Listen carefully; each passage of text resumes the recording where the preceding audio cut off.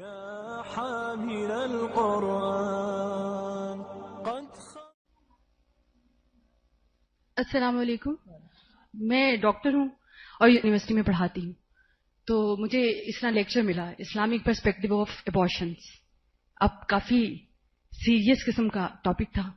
تو میرے جو پرنسپل تھے جنرل صاحب ہیں, انہوں نے مجھے بلایا. انہوں نے مجھے کہا کہ آپ نے اس پہ کیا لیکچر تیار کیا ہے. تو میں نے بتایا کہ سر اس طرح سے کہ ابارشن تو کسی صورت میں بھی جائز نہیں ہے.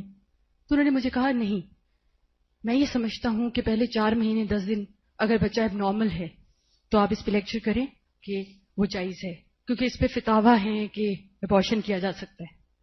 الحمدللہ میں نے ان سے ایک بات کی. میں نے کہا سر مجھے یہ بتائیے کہ جب کوئی سیل ڈیوائڈ ہوتا ہے کیا وہ نان لیونگ ہوتا ہے یا لیونگ؟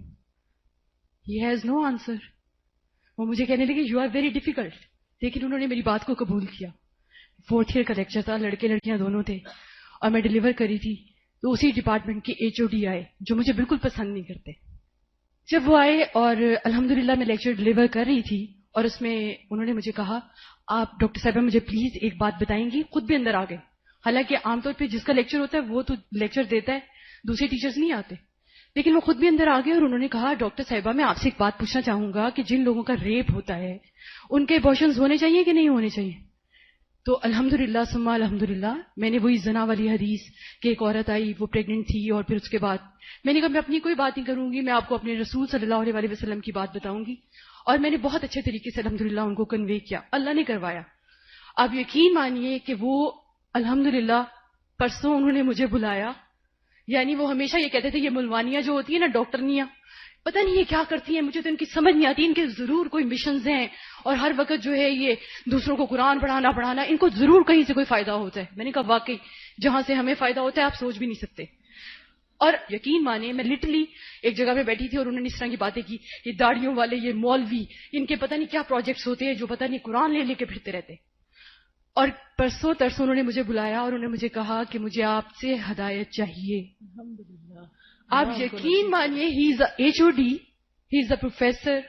میں یہ نہیں کہ بڑی چیز بن گئی, لیکن حق کو جو استاذہ بات کری ہے نا ہم نے بیان کرنا ہے اخلاق سے, کردار سے, محبت سے. چھوٹی چھوٹی فرکشنز آپ یہاں سے نکلیں گے ضرور آئیں گی. آج یہاں سے جو دین کا آپ نے حق لینا شروع کیا تھا وہ کیا تھا؟ تجوید سے پڑھنا, علم کو ریٹین کرنا, عمل میں لانا. اب باقی 2 سٹیپس باقی ہیں. وہ کیا ہیں؟ پہنچانا, بلغوا عنی. تو اب آئیں گی مشکلیں, کیونکہ الہدا میں تو ایمان لیول ہائی استاذہ نظر آ رہی ہیں. ایوری بڈی از ٹیچر, ہر کوئی سکھا رہا ہے, اور استاذوں کو دیکھ دیکھ کے دل کرتا ہے کہ آئیں ہم نیکیاں کر لیں, بھاگیں بھاگیں بھاگیں. لیکن جب باہر جائیں گے یہ ملوانیاں, یہ نینجا ٹرٹلز, یہ کیا کرتی پھرتی ہیں.